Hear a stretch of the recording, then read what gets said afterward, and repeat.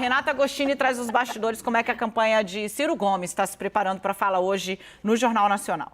Tenha calma, homem. Tem de tudo. O jornal vai até 6h30. Tem muita coisa pra gente falar ainda.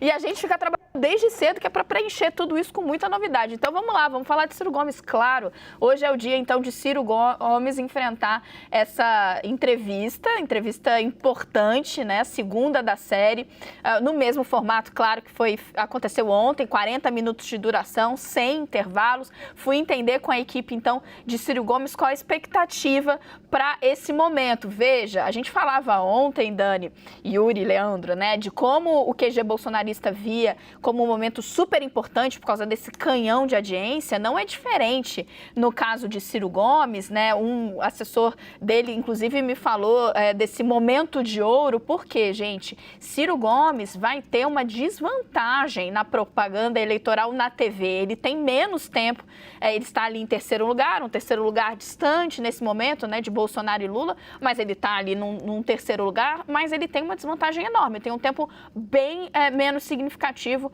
que Lula e Jair Bolsonaro. Portanto, usar essa visibilidade que ele terá hoje no Jornal Nacional é fundamental.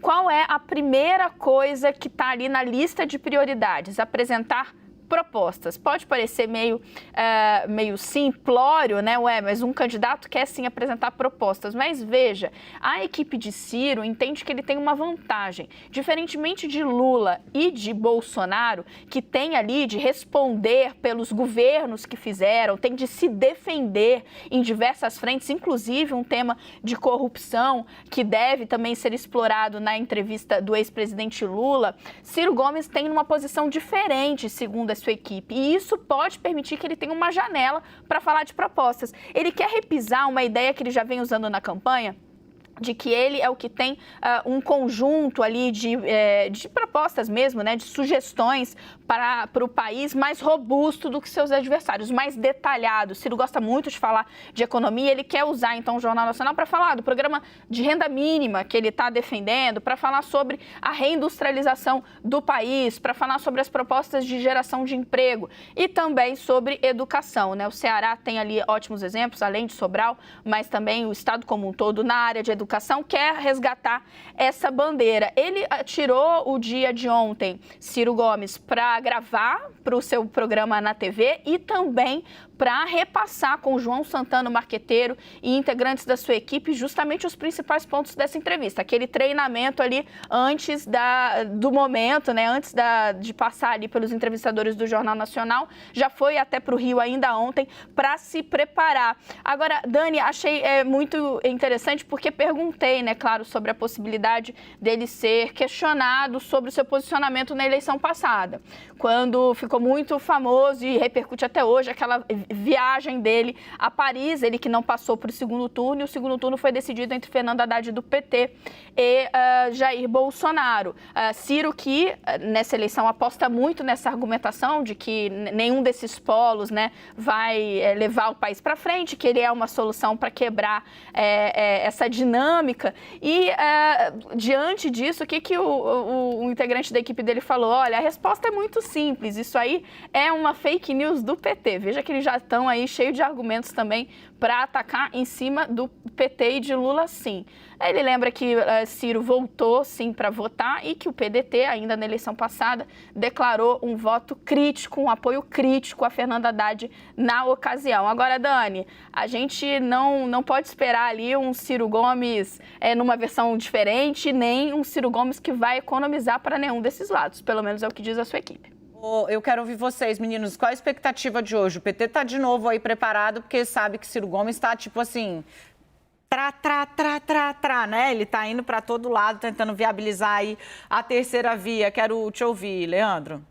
Olha, Dani, o que as pessoas do PDT com quem eu converso dizem é de que o Ciro tem agora, nessa semana, que tem essa entrevista no Jornal Nacional hoje, depois do começo da campanha eleitoral, a sua última cartada para tentar se manter viável, se manter politicamente relevante para daqui para frente, né? Existe uma leitura ali que, claro, ninguém fala isso diretamente ao Ciro, mas nos bastidores, o desembarque da candidatura do Ciro nos estados, aqui no Rio de Janeiro é emblemático, ele já está bastante da cuidado. Por mais que faça agendas, por mais que isso tudo seja feito, há uma avaliação de que a eleição está muito centralizada entre Lula e Bolsonaro.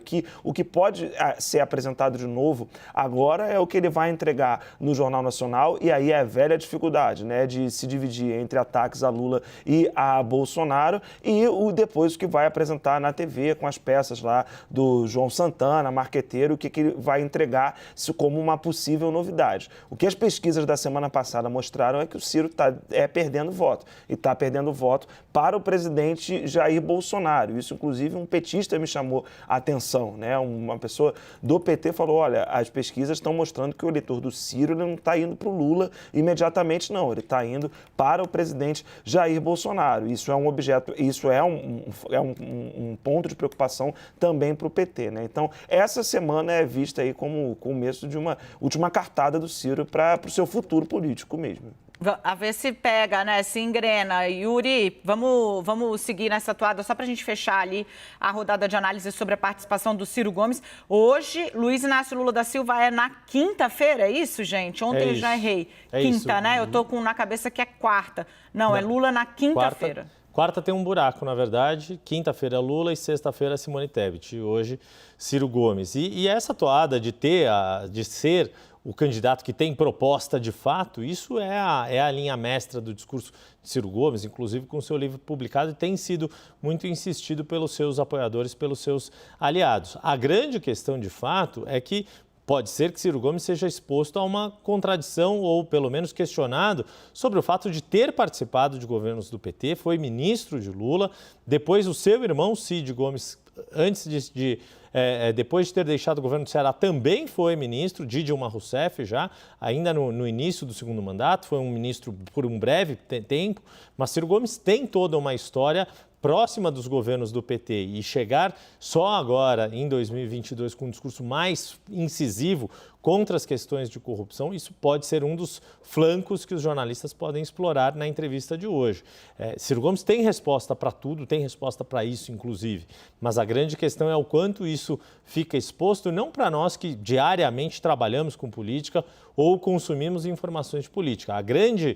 O grande ponto dessa entrevista para o Jornal Nacional, seja Bolsonaro, Ciro, Simone Tebet ou Lula, é conseguir falar com quem ainda não está olhando para as eleições ou está olhando de uma forma mais superficial, mais imediata. Talvez muitos eleitores que passem a ver essa entrevista de hoje à noite não têm ciência do quão beligerante Ciro Gomes está, não só contra Bolsonaro, que isso ele tem sido já desde a eleição de Bolsonaro em 2018, mas também contra o ex-presidente Lula, de quem foi um aliado. Para quem for surpreendido hoje com esse discurso, pode ser uma surpresa, e aí o desafio é conseguir colocar isso de uma forma compreensível e não que coloque mais dúvidas nos eleitores que acompanham com menos profundidade o dia a dia das eleições.